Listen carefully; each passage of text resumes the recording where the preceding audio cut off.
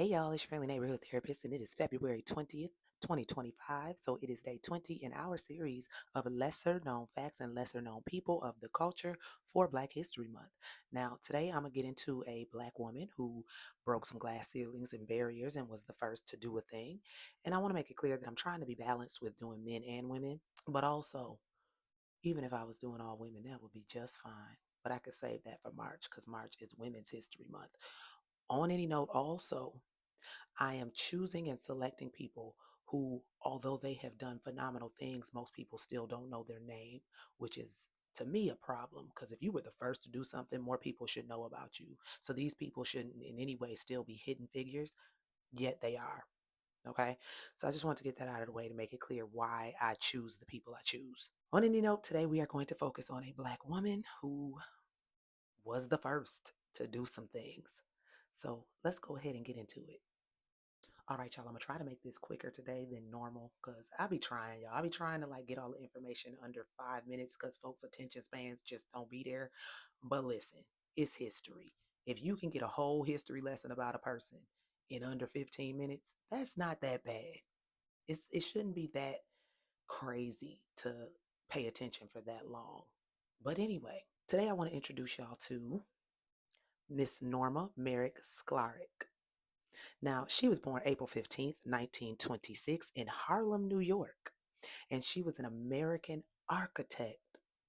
She was the first African American woman to become a licensed architect in the states of New York in 1954 and California in 1962, as well as the first Black woman to become a member of the American Institute of Architects. Her notable works include the United States Embassy in Tokyo, Japan, and the Terminal 1 station at the Los Angeles International Airport.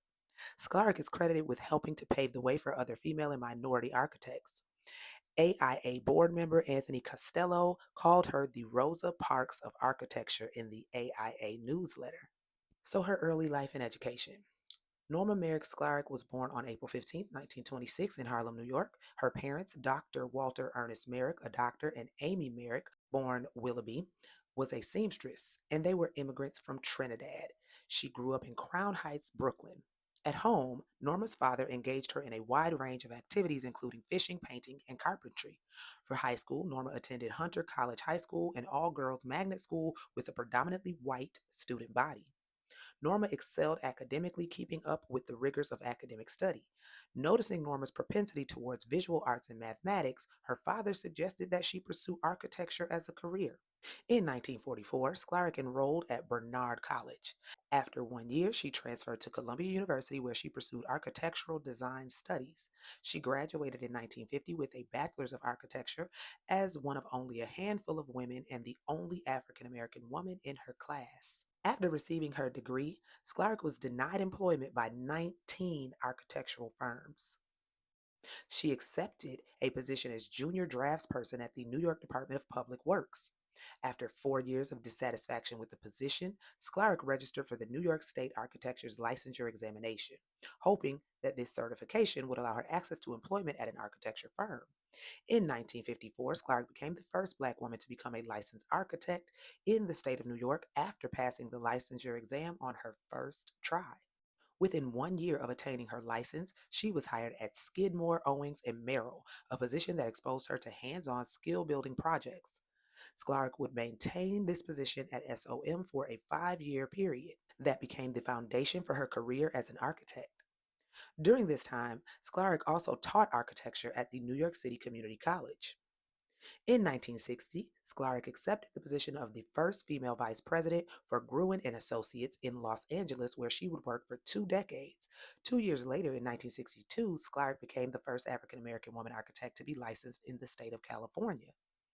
In 1966, she was promoted to the role of director.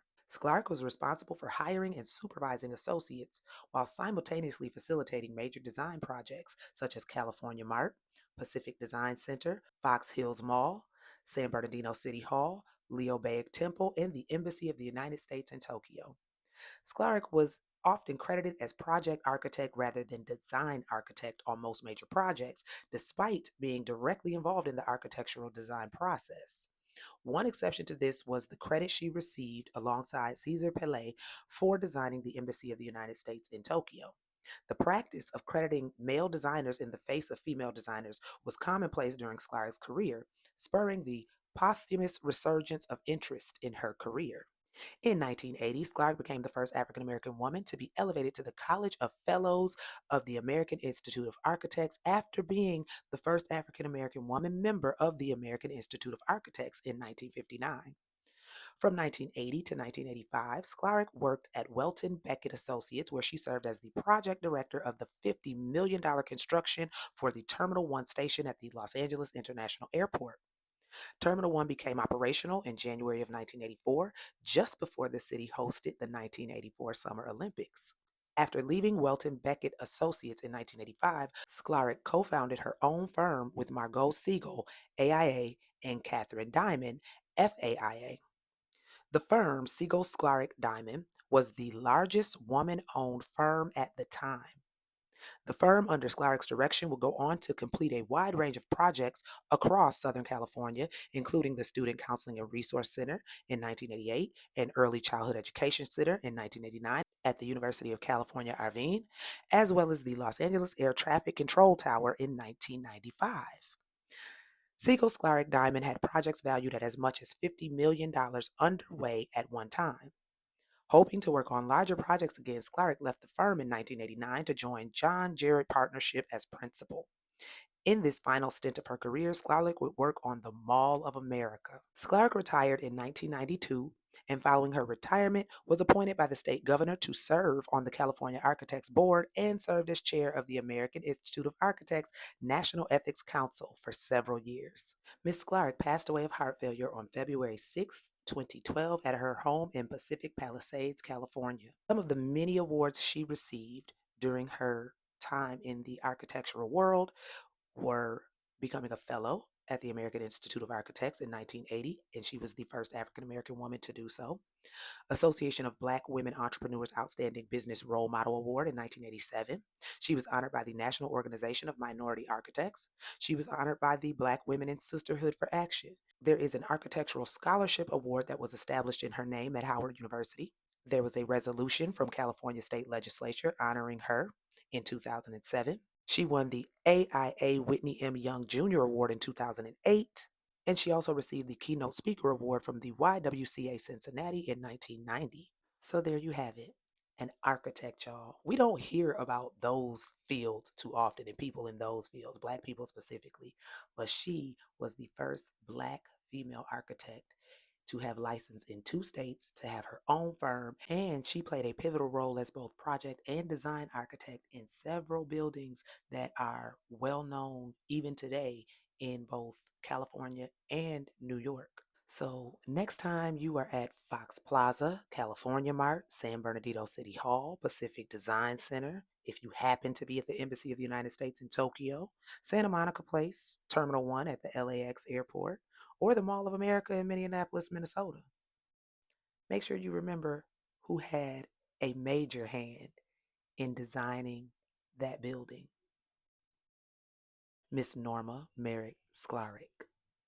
All right, y'all. Thank y'all for joining me today. And make sure you look out for tomorrow's edition of our series in lesser known facts and lesser known people of the culture for Black History Month. Y'all have a beautiful, wonderful rest of the night.